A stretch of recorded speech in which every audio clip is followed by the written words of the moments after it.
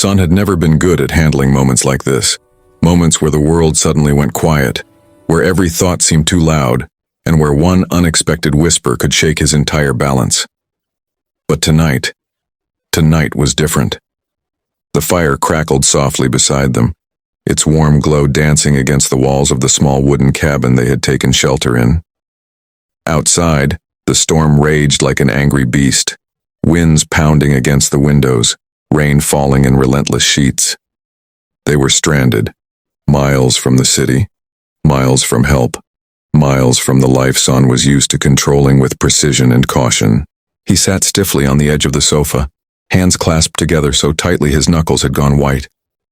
His mind raced, replaying how they had ended up here. The unexpected detour on the mountain road, the fallen tree blocking the way, the car skidding on wet gravel, and then the realization that the cabin was their only hope until the storm passed. He should have been stressed, nervous, anxious. Instead, all he could think about was her.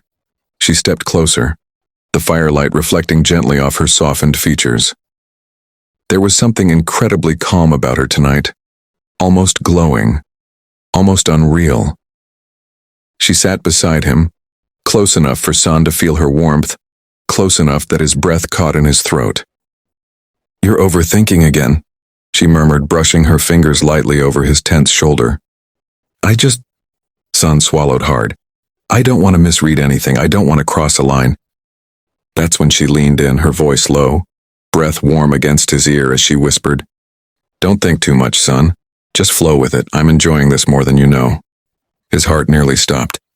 Her confidence, her softness, her certainty, it disarmed him completely.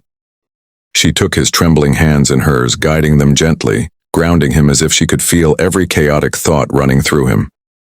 "You don't have to be perfect," she whispered. "Not with me." For the first time in years, Son let out a breath he didn't realize he was holding. The storm outside roared louder, but inside the cabin, the world felt still, warm, safe, and entirely terrifyingly new.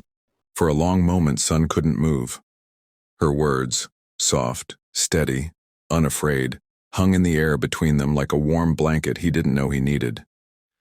The ocean wind rustled through the palms overhead, carrying the scent of salt and something wild, something free. He swallowed hard, trying to steady his breath. "Flow with it." The phrase echoed in his chest, unsettling him in the gentlest way. She stepped a little closer, her eyes lifting to meet his. There was no pressure in them, no expectation, just an openness that disarmed every defense he'd built. Her expression wasn't playful anymore. It was honest, vulnerable, human. "You've been carrying everything alone," she said quietly. "Even here, even now." He hesitated. "Old habits." "I know." She offered a small smile. "But maybe you don't have to, not this time." Silence settled between them again, but it wasn't uncomfortable.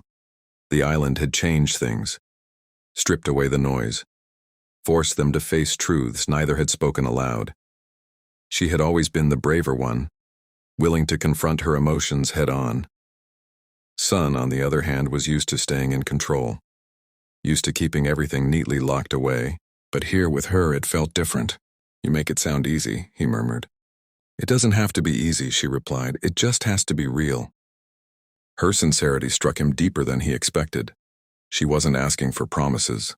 She wasn't asking him to be someone else.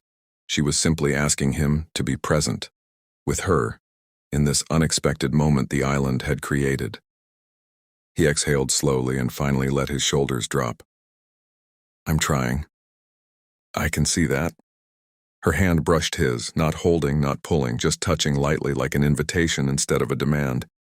The world seemed to slow. The waves crashed softly, rhythmically, as if encouraging him to match their flow. He did. For once, he allowed himself to be still, allowed himself to feel instead of overthink, allowed himself to let her in, little by little. "You don't have to say anything," she whispered. "Just be here." "I am," he said quietly. "I'm here." And for the first time since they were stranded on the island, that felt like the truth. Not just a statement, but a beginning. Ethan didn't know what stunned him more, the way her fingers trembled against his chest or the quiet certainty in her eyes when she said those words. "Don't think too much, son. Just flow with it." For a moment, the world around them blurred into nothing. The crashing waves softened. The wind grew still, and even the fire they had built flickered as if holding its breath.